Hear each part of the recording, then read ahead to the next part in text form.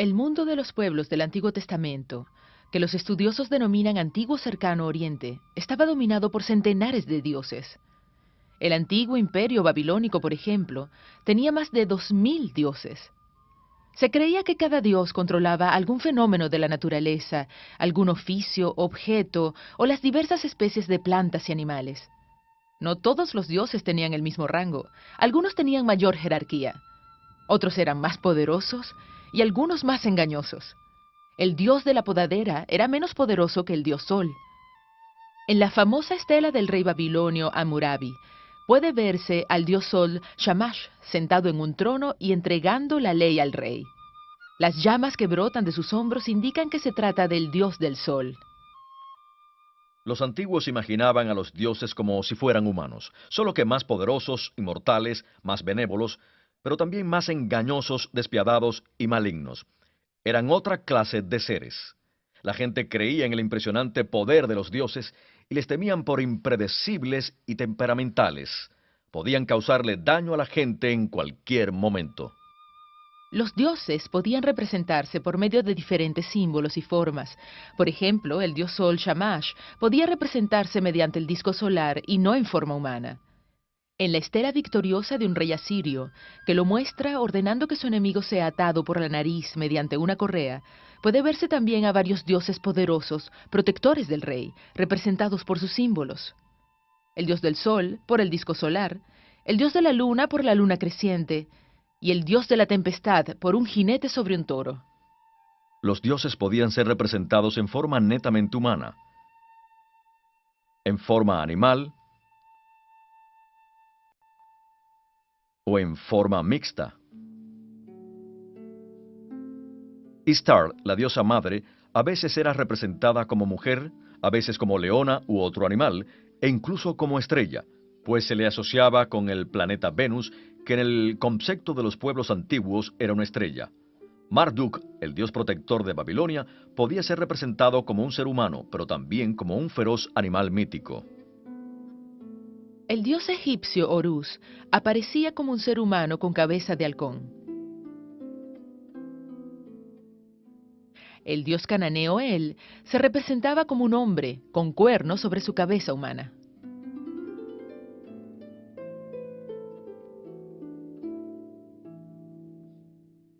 Los antiguos del cercano Oriente compartían la cosmología, una visión del mundo como el lugar donde vive la gente. Desarrollaron ideas y creencias acerca de la vida humana, se formaron representaciones del mundo que los rodeaba y compartían esto con los pueblos vecinos. En consecuencia, había dioses de carácter y función semejantes adorados con diferentes nombres en distintas áreas. Por ejemplo, la mayoría de los pueblos asociaba al sol con un dios, pero le daba diversos nombres. La cosmología antigua concebía el mundo en tres niveles, los cuales correspondían a la tierra, el cielo y el mundo subterráneo de los muertos. La tierra era el lugar donde habitaban los vivos. Había surgido de las aguas por la acción del Dios creador. Se creía que era un montículo o círculo en medio de las aguas, al que una bóveda cóncava lo protegía de las aguas de los cielos. El cielo era la esfera de los dioses. Se creía que ellos residían arriba junto al sol, la luna y las estrellas. Se tenía la idea de que las estrellas en el cielo no eran simples luces, sino reflejo de los dioses. El mundo de los muertos, también llamado el más allá, tenía igualmente dioses que gobernaban aquel mundo. El poder divino asociado con el sol era el responsable de sostener el mundo, de mantener el orden y además la justicia. La gente creía que el sol entraba en el mundo de los muertos cuando se ponía en el oeste y que cruzaba ese nivel más bajo durante la noche. Por la mañana dejaba el mundo de los muertos y durante el día retomaba su viaje por los cielos.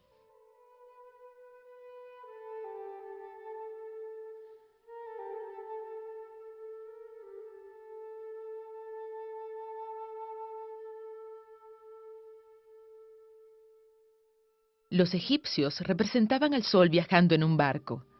Su viaje nocturno a través del mundo de los muertos era peligroso y repleto de obstáculos. Cada mañana la salida del sol era como la victoria del poder de la luz sobre las potencias de la oscuridad y la muerte. Los antiguos egipcios creían que cuando el faraón moría, entraba en el mundo de los muertos, donde se unía al dios Sol. El faraón también vencía a la muerte y tomaba su lugar entre los resplandecientes dioses eternos. Pero esto solo era posible si su cuerpo se mantenía intacto. Por eso cada rey egipcio construía una pirámide cuyo propósito era servir de morada para el cuerpo del rey fallecido y de escalera para que su alma ascendiera lo mismo que el sol del mundo de los muertos al cielo. Al principio, los egipcios creían que solo los reyes podían volverse inmortales al unirse al sol, pero después surgió la idea de que también los plebeyos podían ascender a los cielos. En algunos ataúdes pueden verse imágenes del ritual en que las almas eran pesadas en el mundo de los muertos. De las almas muy pesadas se alimentaban los monstruos, pero las que eran aprobadas en el juicio ascendían a los cielos. Para los antiguos pueblos semíticos, el mundo de los muertos era el destino final para todos, ya fuera bueno o malo. Esa creencia del antiguo Israel se refleja en muchos pasajes del Antiguo Testamento. A ese lugar lo llamaban Seol. Seol se creía que era un lugar tenebroso e incómodo, bajo la tierra, donde dormían los muertos. Por su posición en el cielo durante el día, el dios Sol podía ver lo que las personas hacían. Luego, durante su viaje nocturno por el mundo de los muertos, realizaba una reunión de consejo con los ancestros y les contaba lo que había visto. El consejo decidía qué castigo debían recibir los malos. El dios Sol usaba las vísceras de ovejas y cabras, en particular el hígado, para comunicar cuál era la decisión correcta para castigar a los malos.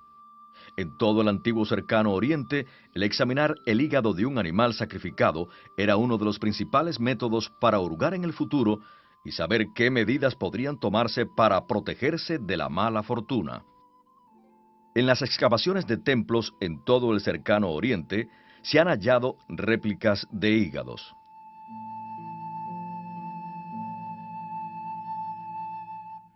En muchas culturas se adoraba también a la luna. Al ver que ésta pasaba de la fase de luna nueva a luna llena, se hizo de ella un símbolo de vida, crecimiento y fertilidad. La gente creía que la diosa luna poseía el secreto de la renovación de la vida. También creían que cuando desaparecía 3 noches cada mes, permanecía en el mundo de los muertos. Cuando salía la luna nueva era un momento especial de celebración. La gente le ofrecía sacrificios a la diosa luna y a sus ancestros. Es importante comprender que la Biblia hebrea representa la postura oficial de la religión yavista, que se mofa de la adoración a otros dioses que no sean Yahvé. Sin embargo, el hecho mismo de que condena ciertas prácticas de la gente común nos permite saber qué era lo que hacían. Los autores bíblicos a menudo acusan a Israel de adorar a las huestes del cielo, que se refiere a los muchos dioses que se creía moraban en los cielos. La Biblia hebrea menciona a varios de ellos. Incluso la veneración a los antepasados muertos era una práctica normal en la religión popular israelita.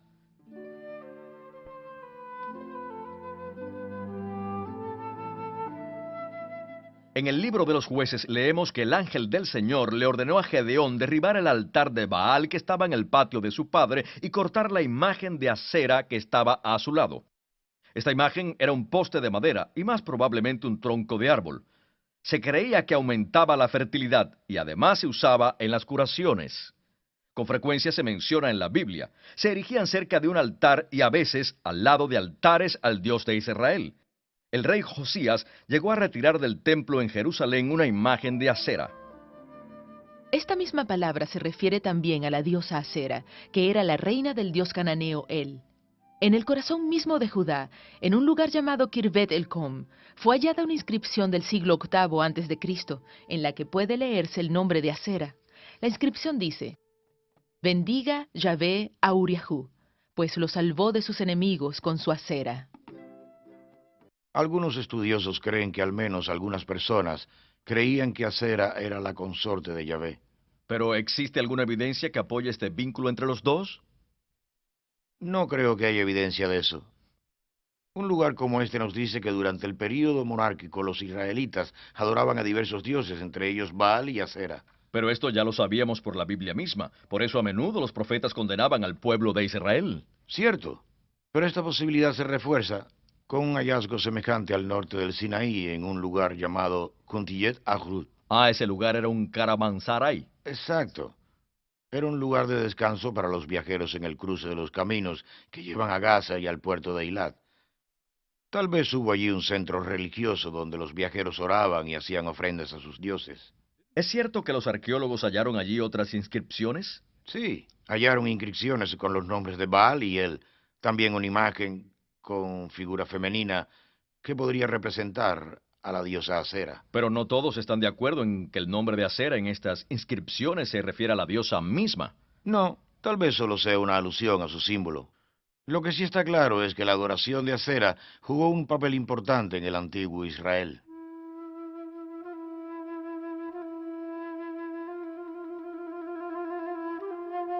Acab, rey de Israel, construyó un templo de Baal en su capital Samaria. Su mujer, Jezabel, que era una princesa fenicia, promovió activamente el culto a Baal. El Baal que Jezabel adoraba era probablemente el Baal de Tiro, un dios fenicio. El texto bíblico a veces se refiere a los Baales en plural, lo cual da la impresión de que había más de un Baal. Sin embargo, el plural se refiere a los muchos centros de culto locales en los que se adoraba a Baal. Este dios era también conocido como Adad, y sus adoradores lo veían como un solo dios poderoso y como el rey de los dioses. Se le asociaba con las tormentas, la lluvia y el trueno, y se creía que era violento y al mismo tiempo tierno. Sus lluvias fertilizadoras eran la principal fuente de vida. A Baal se le representaba en forma humana como un guerrero con armas letales y en forma animal como un toro o becerro. Este templo cananeo del dios Baal fue descubierto aquí en Azor, ¿Cómo sabemos que estaba dedicado a Baal? porque hallaron aquí una columna de basalto con un emblema del dios, 4 rayos dentro de un disco. ¿Fue esa la única evidencia? No, también hallaron varias imágenes de un toro, símbolo universal del dios de las tormentas.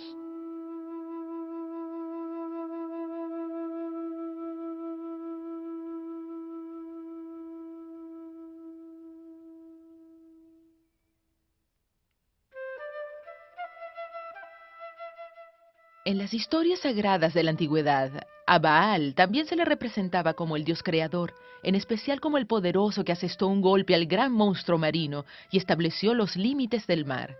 Los estudiosos describen a Baal como el joven dios de las tormentas que emergió en el segundo milenio antes de Cristo y reemplazó como dios principal a él, padre de los dioses. Los dioses de las tormentas morían cuando se acercaba el invierno y revivían en la primavera. El ciclo de sus heroicas batallas contra el dios Mot, que simbolizaba a la muerte o al invierno, y sus sucesivas victorias garantizaban la fertilidad. En Canaán, Baal era adorado por diversos grupos étnicos. Yahvé, el dios protector y guerrero de Israel, era un dios diferente. En el relato del Éxodo se le ve como un dios del desierto, sin relación con la lluvia o las tormentas. Cuando las tribus de Israel se establecieron en la zona, por el año 1200 a.C., se sintieron atraídos al dios de las tormentas que adoraban sus vecinos. En la mente de los israelitas, Baal empezó a competir con Yahvé por el título de Dios Supremo. Los escritores bíblicos respondieron a esto. A veces atribuían a Yahvé los mismos poderes que sus vecinos atribuían a Baal. A veces hablaban de Yahvé en términos más espirituales y menos físicos o antropomórficos. Al rey Josías se le presenta en la Biblia hebrea como el campeón de la reforma religiosa. Introdujo 3 cambios importantes en la práctica religiosa del pueblo de Judá. Purificó el templo, abolió los Balmod y prohibió el sacrificio de niños. La purificación del templo debió ser espectacular. Josías retiró varios objetos de culto, incluyendo una imagen de acera e imágenes de caballos. Las imágenes de caballos se usaban en la adoración de un dios relacionado con el sol, al que tal vez se le daba el nombre de Yahvé. El dios sol a menudo era representado viajando en un carro alado y tirado por caballos.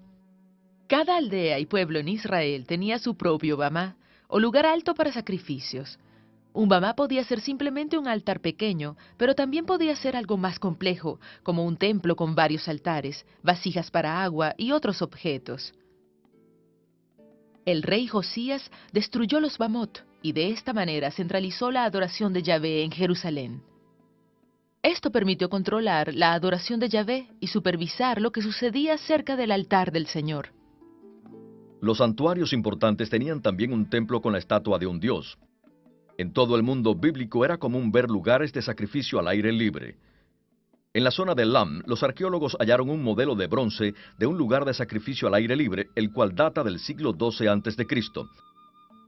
En Azor se halló un lugar semejante que data de la época de David y Salomón. Si bien por lo general el Bamá tenía un altar dedicado a Yahvé, también tenía matzebot o menires que tal vez representaban a los adoradores, a sus dioses o a sus antepasados. Además de los sacrificios a Yahvé, la gente ofrecía sacrificios a sus antepasados y a veces hasta deidades locales. También practicaban ciertos rituales mágicos. Al destruir Josías todos los lugares de sacrificio en Judá y al expulsar de aquellos lugares a los sacerdotes, arrancó de raíz las antiguas formas de adoración y abrió el camino hacia una religión en la que solo Yahvé fuera adorado, religión que llegó a predominar en Israel. Aquí en el valle de Hinnom o Gehenna, justo en las afueras de Jerusalén, Josías destruyó también un santuario donde se sacrificaban niños. Esta clase de sacrificio se practicaba en momentos críticos como cuando una ciudad era sitiada o había una grave sequía. Del rey Manasés de Judá se dice que quemó a sus propios hijos en este valle. La Biblia usa una expresión específica para el sacrificio de niños, hacer pasar sus hijos por el fuego en honor a Moloc. Es probable que Moloc no sea el nombre de un dios en particular.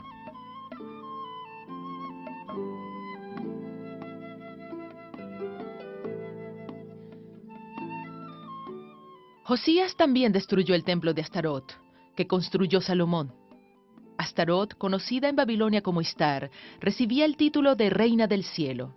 Era la madre de los dioses, una diosa del amor, de la buena fortuna en batalla y de la fertilidad. Astarot era una diosa popular, y en muchos lugares se le rendía culto bajo distintos nombres. En Israel también muchas personas tenían estatuillas de Astarot en sus hogares. Las mujeres las usaban en rituales de magia, tal vez para incrementar la fertilidad y facilitar el parto. El profeta Jeremías condena a las mujeres de Jerusalén porque preparaban tortas en honor a la Reina del Cielo. En las recientes excavaciones en Jerusalén, en lugares que datan de la época del primer templo, se han encontrado muchas estatuillas de Astarot en casas de la gente común. Los altares de Astarot solían ser pequeñas capillas en forma de templo o casa. Si bien los dioses tenían su reino en el cielo inaccesible a los humanos, los reyes les construían casas en la tierra. Estas tenían el propósito de servir como residencias cómodas. De hecho, en la antigüedad, los reyes hacían todo lo posible para tener a sus dioses cerca a fin de establecer una buena relación con ellos. Los templos tenían que ser lugares lujosos y cómodos, donde los dioses se sintieran bien y, en consecuencia, fueran benévolos. Los templos eran depósitos de riquezas. Los reyes llevaban allí oro, plata y piedras preciosas con el fin de crear casas bellas para sus dioses. Tal vez lo más importante era que esto promovía el desarrollo, ya que forzaba a los gobernantes a participar tanto en el comercio como en la guerra. En los templos, los dioses tenían sirvientes especiales que los cuidaban, vestían, alimentaban, bañaban, los entretenían con música y danzas, y los adoraban y honraban con oraciones y rituales.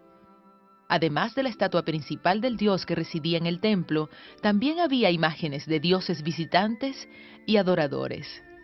En Mesopotamia, los templos tenían una extensión vertical llamada Sigurat, que era como una escalera al cielo.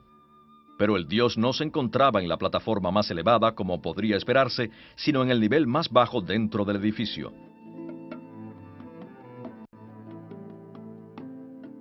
La plataforma superior se usaba para las observaciones astrológicas y tal vez se usaba también para sacrificios. Otro diseño para los templos, y el único que se encuentra en Siria y Palestina, se construía en un plano horizontal. También en Mesopotamia había templos de este tipo, con frecuencia junto a un sigurat. El complejo del templo estaba cercado e incluía uno o más patios con altares y fuentes. El complejo a menudo tenía otras edificaciones con varias habitaciones. La estatua del dios se colocaba en la habitación principal y delante de ella había incensarios, mesas para las ofrendas y pedestales de culto para las libaciones. En Egipto, además de los templos dedicados a los dioses, encontramos templos fúnebres ubicados junto a las tumbas de los faraones y de otros dignatarios importantes. Los templos fúnebres no eran casas en las que se alimentaba y honraba a los dioses, sino lugares de culto donde se les hacían rituales a los muertos. Colocar los cimientos de un templo era algo muy serio. Después de un largo ritual, el rey como representante del dios tenía que fijar la piedra angular con una estaca especial. Tanto la piedra angular como la estaca estaban cubiertas de textos y escritos que contenían oraciones, bendiciones y maldiciones. Un rey necesitaba protección de sus dioses. Nada tendría éxito sin la intervención de ellos y procuraba estar siempre en contacto con ellos. Aquí en el Museo de Israel hay una estela de Tiglat-Pileser III, el rey asirio, que conquistó al rey Menahem de Israel. El rey aparece señalando al dios. Un ritual en el que el rey pedía ayuda a sus dioses. Sobre la cabeza del rey se ven los símbolos de sus dioses.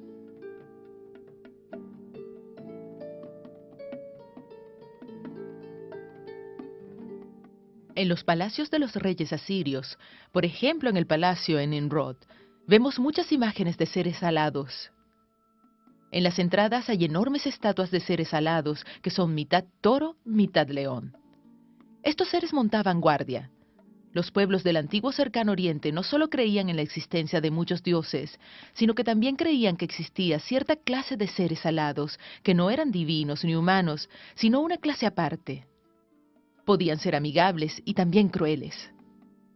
En los relieves del interior del palacio vemos muchas imágenes de una figura humana, alada y gigantesca, y con cuernos en la cabeza, que está de pie junto al árbol de la vida. Este ser recoge flores o frutas del árbol de la vida que permitirán que el rey tenga larga vida y promoverán la fertilidad en su imperio. Todas las puertas en los palacios de los reyes persas tenían imágenes de seres sobrenaturales, monstruos y animales feroces que protegían al rey cuando entraba o salía. Una de estas figuras era el grifo, con cabeza y alas de águila y cuerpo de león. En un relieve del palacio de Asurbanipal II, rey de Asiria, observamos una representación de cómo se transportaban los troncos de cedro del Líbano a Nínive. En el relieve vemos figuras aladas que ayudan en el transporte. En la Biblia también encontramos seres alados, los querubines y los serafines, que son guardias y siervos del Dios de Israel.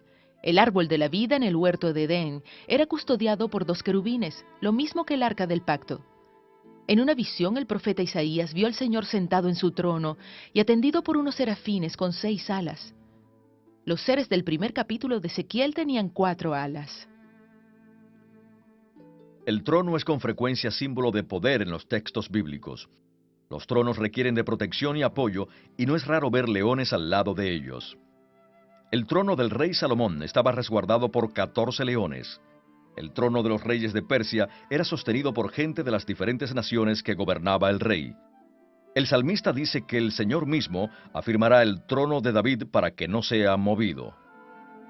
En algunas sociedades, después de que moría el rey, se ofrecían sacrificios a él y a otros miembros de la familia real. El rey ascendía al reino de los dioses y se convertía en un ser poderoso y sobrenatural.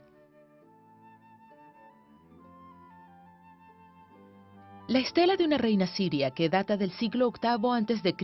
y que está en el Museo de Pérgamo muestra a un criado que sirve a los muertos. Sobre la mesa puede verse pan, huevos y pescado. El siervo empuña un cuchillo y al parecer está listo para preparar los alimentos de los muertos. El disco solar alado simboliza la esfera de los dioses. Un poema en el capítulo 14 de Isaías predice el destino del rey de Babilonia. En vez de ser exaltado hasta el reino celeste de los dioses, el poderoso gobernante será llevado al fondo del Seol. El profeta condena lo que la gente creía acerca de sus gobernantes y declara que estos no son más que simples seres humanos.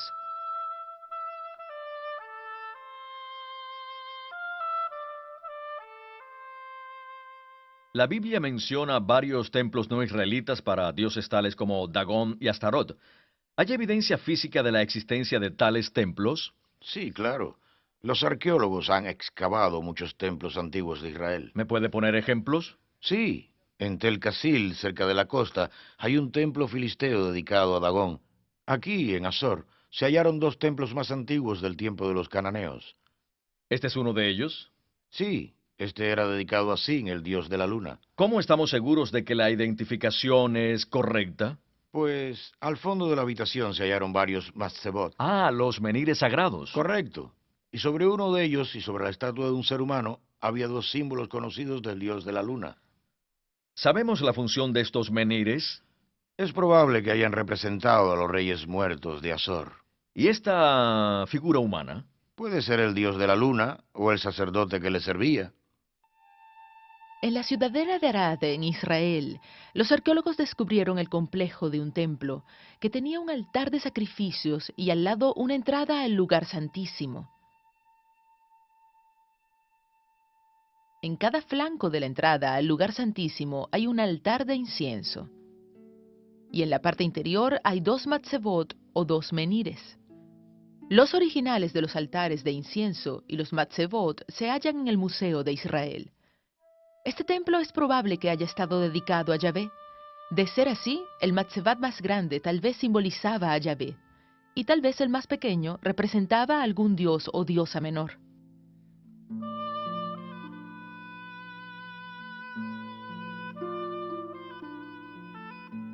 En la antigüedad, el pueblo de Israel sacrificaba animales con frecuencia. El sacrificio más común era una cena sacrificial llamada en hebreo Sebá. A veces se realizaba cada mes como un rito familiar. En el antiguo Israel, este ritual era realizado por el jefe de familia. Por ejemplo, Elcana, el padre de Samuel, realizaba un Sebá anual en el santuario de Silo. Este mismo tipo de sacrificio se ofrecía también durante el festival de Luna Nueva en el Bamá de la aldea. También se hacían en ocasiones especiales. Por ejemplo, podía ofrecerse un Sebá de acción de gracias para celebrar la salud después de una enfermedad o después del nacimiento de un niño. A diferencia del Olá, sacrificio en que el animal era totalmente consumido por el fuego sobre el altar, el Sebá era una cena ritual. Partes del animal, sobre todo las grasas, se dedicaban al Señor y se quemaban en un altar. Si el sacrificio se realizaba en el santuario, ciertas partes del animal debían darse a los sacerdotes. El libro de Levítico da una explicación detallada y complicada de cómo debía realizarse este sacrificio. Esta sección de Levítico es un documento sacerdotal. Probablemente refleja la práctica de la cena sacrificial en el antiguo Israel y servía de reglamento para los sacrificios Sebá que se realizaban en el templo de Jerusalén. Primero, el texto de Levítico establece que el animal que iba a ser sacrificado no debía tener defectos. El que ofrecía el sacrificio debía matarlo a la entrada del santuario. Primero tenía que colocar su mano sobre la cabeza del animal y luego matarlo. El texto nunca explica el significado de este ritual. Algunos estudiosos sugieren que era la manera en que el oferente se identificaba con el animal que iba a ser sacrificado. La sangre del animal se recogía en una vasija y los sacerdotes, no el oferente, la rociaban sobre el altar.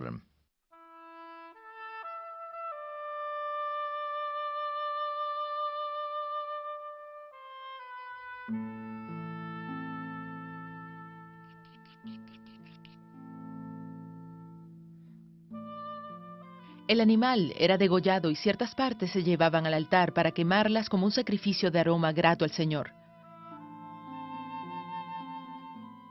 Toda la grasa que cubre las entrañas, los dos riñones y la grasa que los cubre, y el lóbulo del hígado, que es la parte más grande. El sacrificio era seguido por una cena en la que la familia comía toda la carne, excepto el muslo derecho y el pecho. Estas porciones del animal sacrificado se consideraban especiales y se les daban a los sacerdotes.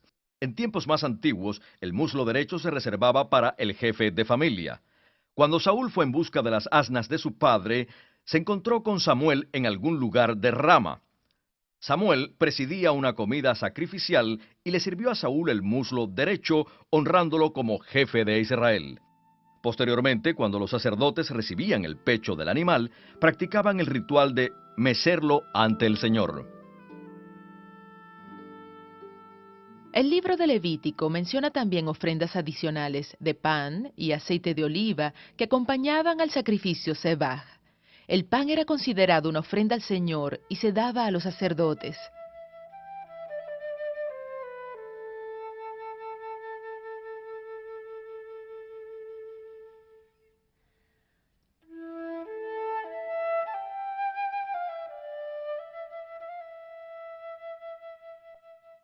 En el libro de Éxodo encontramos las instrucciones para construir un santuario portátil y una descripción detallada de cómo construirlo. En hebreo se le llama Mishkan, palabra que se refiere a la morada de Dios. Se dice que los israelitas llevaban este tabernáculo mientras anduvieron por el desierto de Sinaí. Según Josué 18:1, cuando entraron a la tierra de Canaán, erigieron el tabernáculo en un lugar llamado Silo. Los arqueólogos han hallado evidencias de que hubo un santuario en Silo, pero esto no prueba que se trate del tabernáculo. Los estudiosos han debatido si la descripción de este en Éxodo debe considerarse histórica. Sea cual sea el resultado de los debates, el traductor enfrenta muchos retos para visualizar y traducir estos textos. Muchos han intentado construir modelos del tabernáculo. 2 modelos construidos a tamaño real hay en Israel hoy en día. Aunque no siempre se han usado los mismos materiales que establece el texto y es imposible precisar los muchos detalles, los filmamos en este video para que se tenga una idea de sus proporciones. El tabernáculo consistía en 2 estructuras principales. En la parte exterior había un cerco hecho de varas y cortinas, las cuales delimitaban el patio.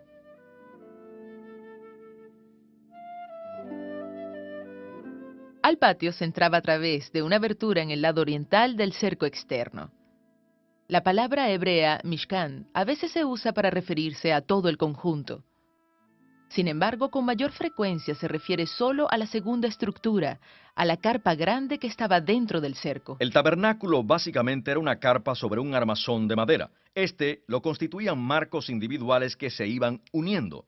La estructura real del tabernáculo era casi 3 veces más alta y más ancha que el modelo que estoy usando. Cada marco tenía 5 piezas de madera de acacia, 2 piezas largas verticales unidas arriba, al centro y abajo por travesaños. El extremo de las piezas verticales se extendía más allá del travesaño inferior. Esas extensiones cabían en una pesada base de plata del mismo ancho que la tabla misma. Esta pared se hacía más estable al insertar varas en argollas en la parte de atrás. Había 3 paredes de estas. El lado oriental no tenía pared, solo tenía unas cortinas que colgaban de las varas. El tabernáculo estaba recubierto de 4 capas de materiales distintos. La capa interior era de lino bordado. Las figuras bordadas en ella podían verse por dentro en la parte superior y a través de las aberturas en los marcos. Esta capa se extendía por encima de los marcos de uno a otro lado. De este modo formaba el techo y colgaba por ambos lados hasta unos 50 centímetros del piso. Por encima de esta capa iban 3 más, que tenían como propósito proteger los marcos, las cortinas de lino y los implementos dentro del tabernáculo. Al ponerle estas 4 capas encima podía apreciarse un techo plano, no inclinado, por lo que el tabernáculo habrá tenido la apariencia de una caja. Varios de los artículos dentro del tabernáculo eran de madera de acacia. Este es el único árbol en la región del Sinaí que alcanza un tamaño considerable. El interior del santuario del tabernáculo se denominaba el lugar santo. Tenía 2 ambientes, uno externo y otro interno. El término lugar santo puede referirse a cualquiera de los 2, aunque normalmente se refiere al ambiente más grande, fuera del velo, mientras que el más pequeño, en el extremo oeste, normalmente se denomina lugar santísimo. El lugar santísimo era una habitación en forma de cubo que medía unos 5 metros por lado. El Arca del Pacto era una caja rectangular de 125 centímetros de largo, 75 centímetros de ancho y 75 centímetros de alto. Era de madera de acacia y estaba recubierta de oro y decorada con una moldura de oro alrededor. Al parecer, tenía una pata en cada esquina. En cada pata había una argolla. Por estas argollas se insertaban 2 varas para cargar el arca. También las varas eran de madera de acacia recubiertas de oro. Al insertar las varas a través de las argollas, se podía levantar el arca y cargarla sin tener que tocarla. Varias piezas del mobiliario del tabernáculo se cargaban de esta manera. El propiciatorio era la tapa que cubría el arca del pacto. Era rectangular, estaba hecho de oro puro y medía lo mismo que el arca del pacto. Encima del propiciatorio había 2 figuras doradas con alas que se llamaban querubines. En los días del Antiguo Testamento, los altares para ofrecer los sacrificios se construían al aire libre. Se hacían de grandes piedras apiladas de tal manera que formaran una plataforma. Las piedras que se usaban para los altares en el antiguo Israel no debían haber sido cortadas ni trabajadas con herramientas. Sobre las 4 esquinas superiores de un altar había unas protuberancias en forma de cuernos de toro. Tal vez simbolizaban a los animales sacrificados o habrán servido para colgar allí los utensilios de cocina.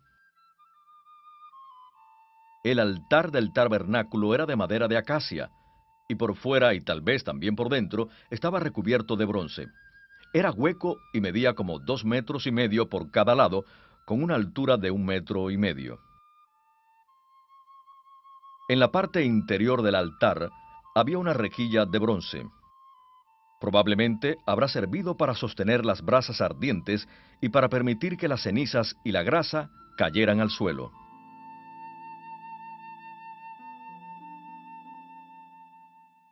Para quemar el incienso se usaba otro tipo de altar, que era una especie de mesa en forma de caja, hecha de madera y totalmente recubierta de oro.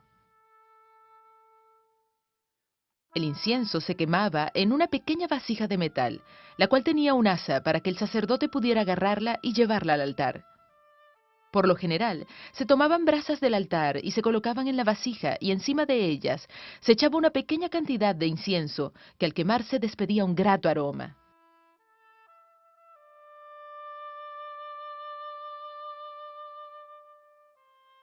Cuando los sacerdotes se disponían a oficiar, se detenían delante de un recipiente de cobre, también sobre una base de cobre.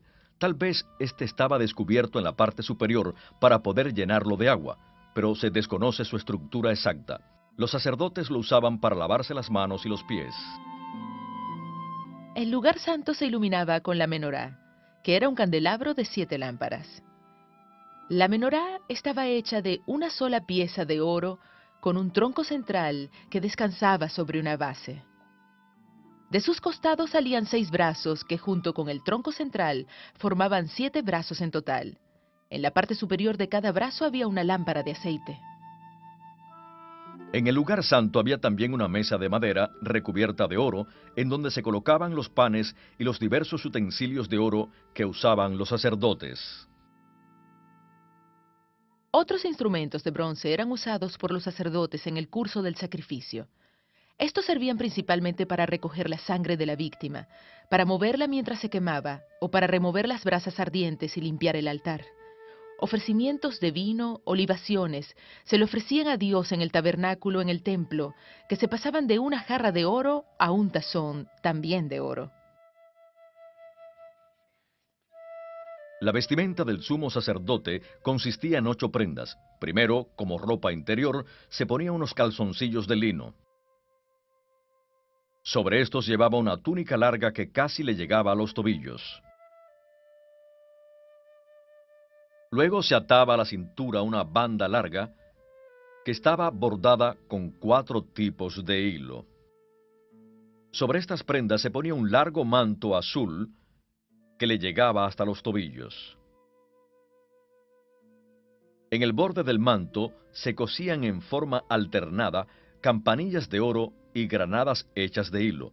Luego se ponía el efod, que era una especie de mandil con su propio cinturón y tirantes. Entre los tirantes y la parte superior del efod había un pectoral con piedras preciosas. Esto era una tela bordada doblada de modo que formaba una especie de bolsillo. Engastadas en las monturas de oro había 12 piedras preciosas con los nombres grabados de las 12 tribus de Israel. Dentro del pectoral se guardaban 2 elementos sagrados, el Urim y el Tumim. Sobre la cabeza el sacerdote llevaba un turbante, que era una larga pieza de tela enredada varias veces alrededor de la cabeza. En la frente el sacerdote llevaba atada una placa de oro que tenía grabadas las palabras, consagrado al Señor.